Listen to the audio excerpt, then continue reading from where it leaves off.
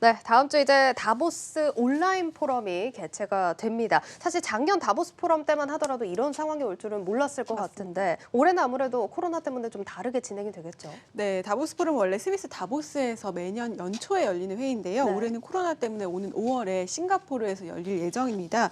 본회의가 열리기 전에 온라인 회의로 다보스 어젠다가 열리는데요. 25일부터 5일간 진행이 됩니다.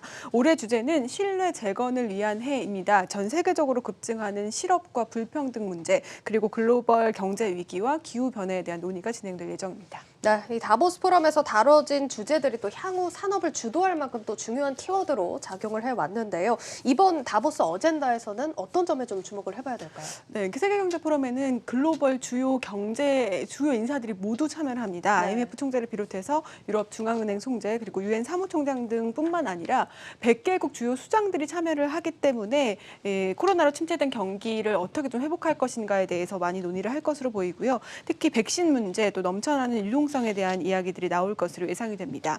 또 바이든 미 대통령의 기후 특사인 존 케리 전 미 국무장관의 연설도 예정이 되어 있는데 경기 부양책뿐만 아니라 중국과의 관계 문제 등 바이든 행정부의 경제 정책을 감지할 수 있는 얘기들이 좀 나올 것으로 보입니다.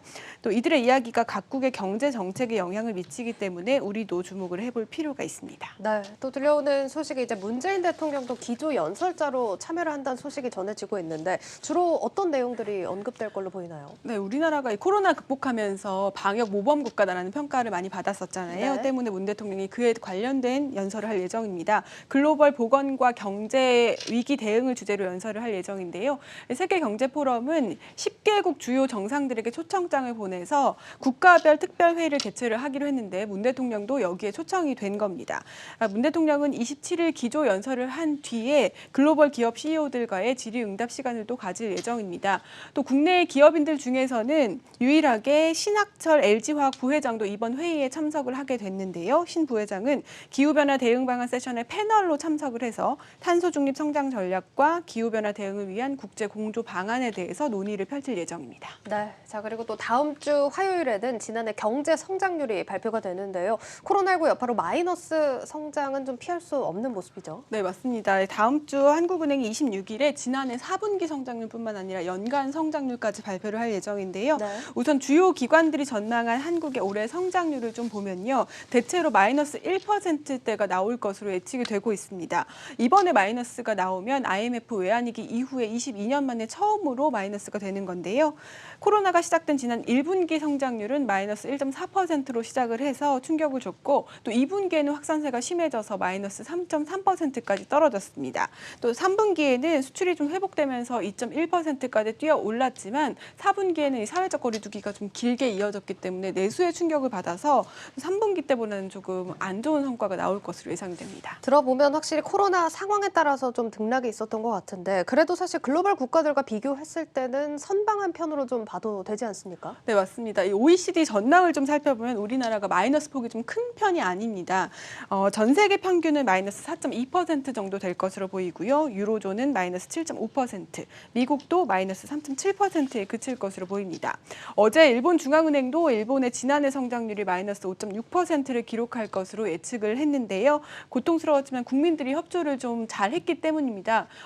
지난 수요일에 중대본 회의에서 이와 관련된 성장률에 관련된 얘기도 언급을 했는데요. 관련 인터뷰 들어보시겠습니다. OECD 국가 가운데 인구 10만 명당 환자 수는 세 번째, 사망자 수는 두 번째로 낮은 성과를 거두었습니다. 이러한 방역 성과와 함께 2020년 경제 성장률은 OECD 회원국 가운데 최상위 수준으로 전망하고 있습니다. 이러한 성과는 국민 모두가 합심하여 이룬 결과입니다. 네, 이렇게 우리나라 선방했다라는 평가를 받고 있는 만큼 나오는 결과 또 주목을 해보셔야겠습니다. 자, 다음 일정도 이야기를 나눠볼 텐데 라인펀드 사건 계속해서 이어져 오고 있습니다. 네. 일단 금감원이 증권사에서는 중징계를 내린 걸로 알고 있는데 은행들에 대한 제재도 이제 시작이 되죠. 네, 오는 28일에 라인펀드와 디스커버리 펀드 판매한 IBK 기업은행에 대해서 제재심의위원회가 열립니다. 은행권 가운데서는 첫 제재가 나올 것으로 보이는데요. 말씀하셨던 대로 지난해 말에 증권사들은 중징계 중징계가 내려졌습니다. 판매사 대표들에게 직무 정지 또 문책 경고 같은 향후 금융권 취업이 좀 제한되는 그런 중징계가 내려졌는데 은행권도 비슷한 좀 징계가 내려지지 않을까 해서 촉각이 곤두서 있는 상황입니다. 일단 가장 먼저 기업은행에 대한 제재심이 열린다라고 이야기를 해주셨는데 기업은행의 소비자 피해 규모는 지금 얼마나 됩니까? 네, 지난 2017년부터 기업은행은 디스커버리 펀드를 약 6,800억 원 정도 팔았는데요. 이 네. 가운데 1,000억 원 규모가 환매가 이루어지지 않고 있습니다. 디스커버리 펀드는 기업은행, 미국의 운용사가 채권에 투자한 펀드인데 채권이 회수가 되지 않으면서 사실상 환매가 중단이 됐습니다. 이 기업은행은 지난 6월에 피해자들에게 약 50%, 투자금의 50%를 지급을 했기 때문에 피해를 줄이기 위한 노력을 해오고 있는데 피해자들은 전액을 배상해야 한다라고 말하고 있는 상황입니다. 알겠습니다. 자, 또 판매은행은 기업은행뿐만이 아닐 것 같은데 다른 은행들의 제재심 일정도 좀 궁금하고요. 일단 금감원 제재 수위가 결정이 되면 그대로 또 집행이 되는 겁니까? 네, 금감원이 지난해 판매사별로 좀 펀드 판매할 때 문제가 있었는지 없었는지 좀 검사를 지난해 진행을 해왔는데요. 네. 은행 6곳과 증권사 4곳에 해당됩니다. 증권사 4개에 대한 지재심은 지난해로 좀 마무리가 됐고 은행권이 이번 달부터 진행이 되는 건데요. 금감원은 1분기 내에 모두 마무리를 짓겠다라는 계획을 갖고 있습니다. 특히 이 가운데 문제가 된 펀드를 가장 많이 판매한 하나은행의 경우에는 지난해 검사가 좀 늦게 시작이 됐기 때문에 제재심도 가장 마지막에 열릴 것으로 예상이 되고요. 다만 이미 개별사들이 계속해서 이 피해 구제를 위해서 많은 노력을 해왔기 때문에 금감원 중징계안이 제시가 돼도 그 이후에 외부 위원들이 참여하는 제재심에서 수위가 조금 조정될 가능성은 있습니다.